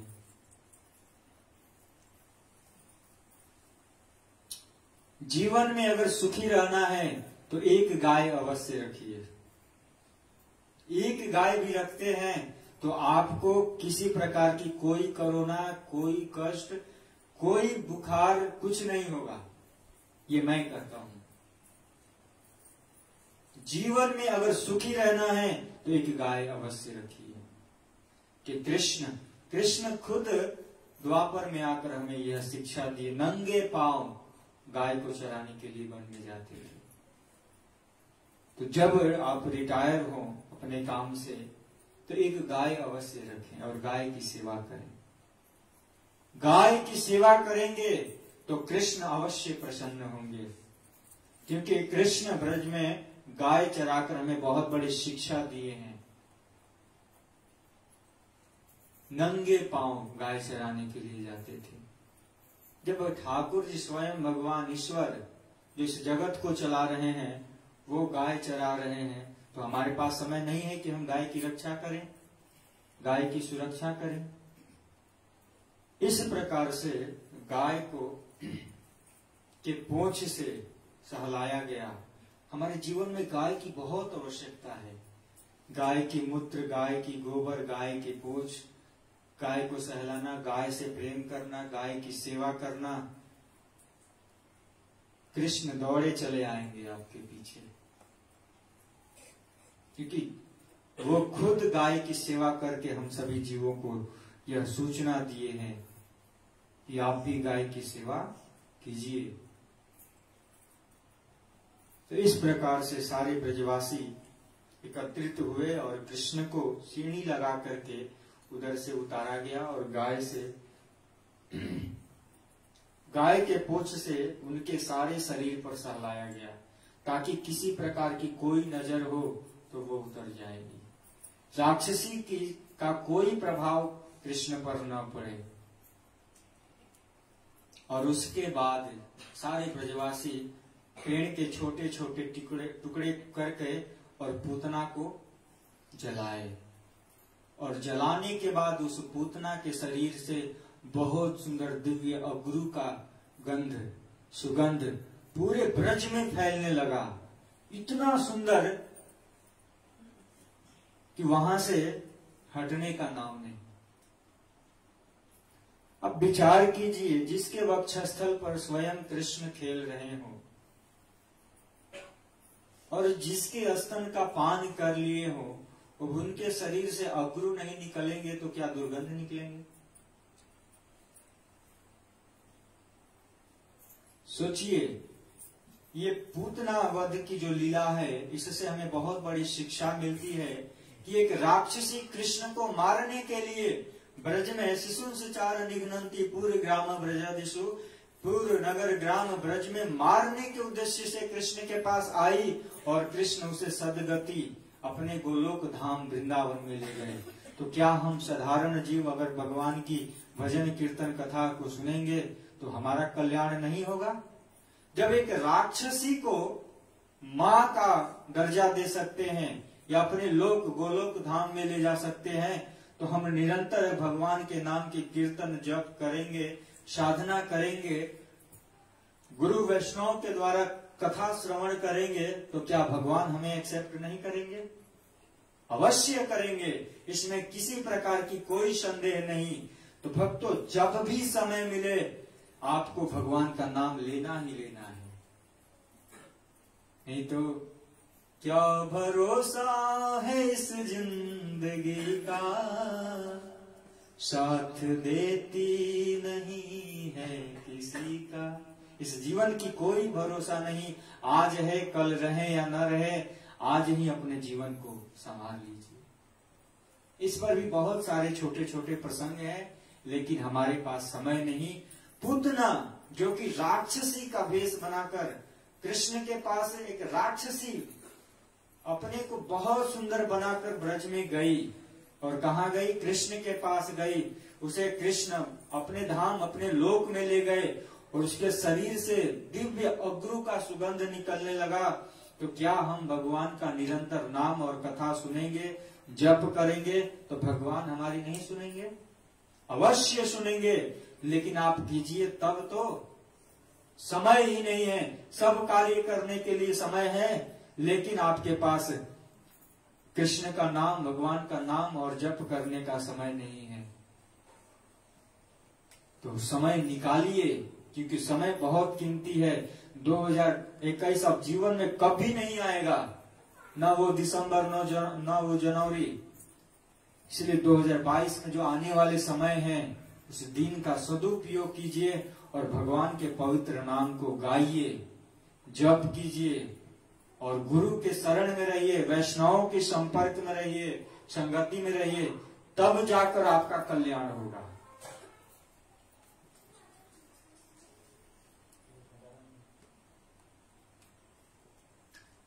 मुझे सदन कसाई की कथा याद आ रही है, लेकिन समय नहीं है।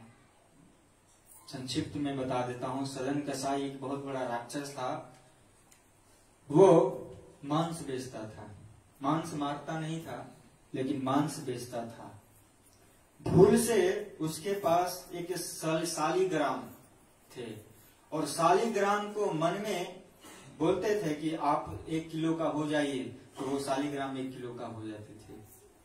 आप आधा केजी का हो जाइए, तो आधा केजी का हो जाते थे। एक समय ब्राह्मण उसी रास्ते से जा रहे थे और देखे कि सदन कसाई ये राक्षस है और शालिग्राम को लेकर मांस बेचता है। जो बटखरा होता है ना, शालिग्राम को ही बना दिया था। और मन में सोचता था कि हे प्रभु, आज 1 किलो हो जाइए, 2 किलो हो जाइए, हो जाते थे। ब्राह्मण देखे, ब्राह्मण देखने के बाद कहे कि कितना बड़ा अपराध करते हो, शालिग्राम जी को अपना व्यापार बना लिए हो और इनको लेकर और मांस को तौल रहे हो साथ में, इसको दो। और ब्राह्मण को शालिग्राम जी को दे दिए। कौन? सदन कसाई। और ब्राह्मण उन शालिग्राम जी को ले गए और बहुत सुंदर उसका अभिषेक किए। अभिषेक करने के बाद शालिग्राम एक दिन स्वप्न में आए और ब्राह्मणों से कहे कि तुम जहां से लाए हो मुझे वहीं छोड़ दो, नहीं तो तुम्हारे पूरे खानदान का हम विनाश कर देंगे। शालिग्राम को उसी समय ले जाकर ब्राह्मण सदन कसाई को दे दिए। सदन कसाई मन में विचार करने लगा कि जो शालिग्राम साक्षात हमारे साथ रहते थे वो कितने दयालु हैं, उन ब्राह्मणों के पास न रहकर हमारे पास आ गए। उसी समय से मांस बेचना छोड़ दिए कि मैं कितना बड़ा अपराध कर रहा हूं। ठाकुर जी को साथ में लेकर उनकी जरिया बनाकर हम मांस बेच रहे हैं। और वहां से फिर शालिग्राम को लेकर चल दिए। उसी समय प्रण लिए कि हे ठाकुर जी, जो भूल चूक में हुआ वो हुआ, अब आप मुझे माफ कीजिए, अब आपके साथ कभी अन्याय नहीं होगा। और उस शालिग्राम को गले में लटका कर, जैसे नहीं होता है गले में कोई कृष्ण या अनेक प्रकार के देवी देवताओं को बनाकर सोना का कर ये पहनते हैं, तो क्या किए कि शालिग्राम को एक अच्छा सा बनाकर गले में लटकाए और जगन्नाथपुरी के लिए निकल गए। बीच में रात हुई, रास्ते में जा रहे थे, तब तक एक सुंदर कन्या कामचारिणी, जो कि इस कामनाओं से पूर्ण स्त्री थी, वो देखी। और सदन कसाई बहुत सुंदर लग रहे थे शालिग्राम जी के साथ में। तो वो स्त्री कही कि अब रात हो गया, अब कल आप सुबह में जाइएगा, आज हमारे यहाँ विश्राम कीजिए। सदन कसाई मन में विचार कर रहा है कि वास्तव में कहीं तो कहीं रुकना ही है, इससे अच्छा है कि ये स्त्री कह रही है उसके यहाँ रुक जाते हैं। उसके बाद स्त्री उनको एक रूम दी और सदन कसाई शालिग्राम को अपने साथ रखे। सोने जा रहे थे, उस समय उसके घर के सारे बच्चे, पति, सास, ससुर सब लोग सो गए। वो स्त्री कहती है कि अब मेरे साथ भोग करो। सदन कसाई कहते हैं कि ये जीवन में मेरे साथ कभी नहीं होगा, चाहे तुम कुछ भी कर लो। तो शायद उसको लगा कि हमारे पति हैं इसलिए ये रेडी नहीं हो रहे हैं। तो उसने क्या किया कि एक तलवार ली थी और वो अपने पति और बच्चे को उसी समय मार दी। अब कही कि घर में कोई नहीं है, मैं और तुम चलो संभोग करो। उसी समय प्रण लिए इसी रात मैं निकल जाऊंगा, लेकिन कभी संभोग नहीं करूंगा। तब वो स्त्री क्या की, चिल्लाने लगी और चिल्लाकर पूरे गांव को बटोरी। ये मेरे साथ अपमानित किया, हमारे पति हमारे बच्चे को मार दिया। सदन कसाई बहुत शांत बैठा और वास्तव में जो अपराध नहीं करते हैं उस कभी बेचैन भी नहीं होते। जो सत्य पर अटल हैं वो कभी विचलित नहीं होंगे। तब वहां पर पहले पंचायत होता था, कोर्ट नहीं था। तो जिस हाथ से तुमने इस स्त्री के पति और बच्चे को मारे हो, लास्ट में निर्णय आया इसके हाथ को काट दिए जाए। सदन कसाई कुछ नहीं बोला। प्रभु की जैसी इच्छा, उनकी इच्छा से ही सब कुछ होता है। तो उन्होंने क्या किया कि अपना हाथ दे दिया, दोनों हाथ कट गया। और उसी समय फिर से शालिग्राम को गले में वो लटकाया ही था और निकल पड़ा।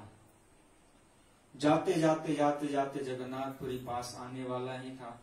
तब तक जगन्नाथ जी जो हाँ मंदिर में जो पुजारी हैं, सेवा करते हैं, उनको स्वप्न दिए कि एक सदन कसाई नाम का व्यक्ति आ रहा है, गले में शालिग्राम जी को लटकाया है और उसके दोनों हाथ कटे हुए हैं। जगन्नाथ जी के भी हाथ पूरे नहीं हैं और जो सदन कसाई है उसका भी हाथ दोनों कटा हुआ है। तो जाओ और उसको आदर सहित रथ पर बैठाकर मंदिर में लेकर आओ। पुजारी लोग, ब्राह्मण लोग गए और इज्जत से सेवा सत्कार करते हुए उस सदन कसाई को रथ पर बैठाए और श्री जगन्नाथ मंदिर में लेकर आए। सदन कसाई दर्शन कर रहा था और करते करते जैसे सभी लोग हरि बोल बोले तो दोनों हाथ ऊपर उठा। तो सदन कसाई मन में ही विचार कर रहा है कि आज मेरे पास भी हाथ होता तो हम भी भगवान के नाम में अपना दोनों हाथ ऊपर करते। उसी समय संकल्प किया, जगन्नाथ जी इच्छा पूरी किए, उससे सुंदर हाथ उसे प्रदान कर दिए सदन कसाई को। फिर मन में विचार कर रहा है कि जब आपको हाथ देना ही था तो ऐसा काम ही क्यों किए कि मेरा हाथ कटवा दिए। तब कहते हैं कि ये तुम्हारे प्रारब्ध का फल मिला। भक्तों, हमारे प्रारब्ध में जो कर्म होते हैं उसके फल तो हमें भोगने ही पड़ेंगे। नहीं, हम बहुत जप कर रहे हैं, बहुत साधना कर रहे हैं, बहुत कथा सुन रहे हैं, मेरे साथ ऐसा क्यों हो रहा है? हम तो भक्त हैं ना, फिर क्यों हो रहा है? तो इसे सदन कसाई से सीखना चाहिए कि सदन कसाई प्रारब्ध पूर्व जन्म में बहुत बड़ा पाप किया था। इसलिए पाप क्या किया था कि ये जो पत्नी थी ना, ये गाय थी और जो पति सो रहा था वो क्या था? कसाई था। और वो कसाई उस समय, ये सदन कसाई ब्राह्मण था। सदन कसाई से पूछा, ब्राह्मण से पूछा पूर्व जन्म में कि गाय इधर जा रही थी, गाय को देखो। तो ब्राह्मण ने कहा, सदन कसाई ने कहा इधर गई है। तो ये जो दोनों हाथ दिखाया, इसीलिए इस जन्म में उसका दोनों हाथ काट दिया गया। हम बार बार मर रहे हैं, बार बार जन्म ले रहे हैं, तो कर्म भी तो कर रहे हैं ना। तो कर्म प्रारब्ध तो भक्तों हमें भोगना ही होगा, लेकिन इसी जन्म में सुधार लीजिए, कोई अच्छा व्यवसाय कीजिए, कोई अच्छा कर्म कीजिए, लेकिन ऐसा दुष्कर्म मत कीजिए जो कि आने वाले समय में फिर आपके साथ, आप जो कर रहे हैं वो भी आपके साथ करेगा, ये ध्यान रखिएगा। तो ये सदन कसाई का प्रारब्ध का कर्म था जो उसे इस जन्म में भोगना पड़ा। और जब उसे जगन्नाथ जी पुनः हाथ दिए तो निरंतर जब तक वो जीवित रहा, शालिग्राम जी को साथ में लेकर, भगवान के नाम का कीर्तन, कथा और वैष्णव के संग में जीवन को व्यतीत किया। तो इस प्रकार से भक्तों, हम अपने जीवन को सजाने का काम करें। जो समय मिला है उसको सदुपयोग कीजिए, दुरुपयोग मत कीजिए। जितना हो सके उतना भगवान का नाम लीजिए। हरे कृष्णा कृष्णा कृष्णा हरे हरे, हरे राम राम राम हरे हरे। क्योंकि कलयुग में न साधना हो पाएगी, न तपस्या हो पाएगी, यज्ञ में भी मन नहीं लगता है। तो कलयुग केवल नाम आधारा, सुमिरी सुमिरी नर उतर ही पारा। कलयुग मात्र एक केवल नाम आधार है। आप भगवान के पवित्र नाम को लीजिए और इन सभी भाव सागरों से, भाव बंधनों से मुक्त हो जाइए। अवश्य आप कृष्ण को प्राप्त कीजिएगा, लेकिन डायरेक्ट आप प्राप्त करेंगे तो कभी नहीं मिलेंगे। उसके लायक तो बनिए, अपने पात्रता को बनाइए। पहले पात्रता वो अपने अंदर लाइए। उसके लिए गुरु, वैष्णव, भक्तों के संगति में आना होगा और जप, कथा, कीर्तन को निरंतर सुनना होगा। तब जाकर हमारा जीवन धन्य होगा और हम एक न एक दिन अवश्य कृष्ण को प्राप्त करेंगे। जब एक राक्षसी को इतना सुंदर सदगति मिल सकता है, हम रोज भगवान के नाम का जप करेंगे, साधना करेंगे, कथा सुनेंगे, कीर्तन करेंगे, तो क्या हमें नहीं मिलेंगे? एक राक्षस सदन कसाई जो रोज मांस बेचता था, उसको शालिग्राम अपने धाम में ले जा सकते हैं, तो क्या हम भगवान के नाम का सुमिरन, कथा सुनेंगे तो हमें नहीं ले जाएंगे? अवश्य ले जाएंगे। तो आज से, अब से और कल से आप लोग रोज भगवान के नाम का जप कीजिए और YouTube के माध्यम से जैसे भी हो शुद्ध वैष्णव के द्वारा बोला गया वाणी, वाक्य, कथा को सुनिए और अपने जीवन को धन्य बनाइए। यहीं पर हम अपने वाणी को विराम देते हैं। हरे कृष्णा कृष्णा कृष्णा जोर से बोलिए, हरे राम राम राम हरे हरे, हरे कृष्णा कृष्णा कृष्णा हरे हरे, हरे राम राम हरे हरे। ये जो पूतना उद्धार की लीला है भक्तों, ये 7 दिन में भी खत्म नहीं होगा। लेकिन समयानुभाव के कारण, जैसे एक पिता अपने पुत्र को कहानी सुनाता है, ठीक उसी प्रकार से भगवान की इस अमृत में से एक छोटा सा प्रसंग, पूतना प्रसंग को हम श्रवण कराएं। यहीं पर हम अपने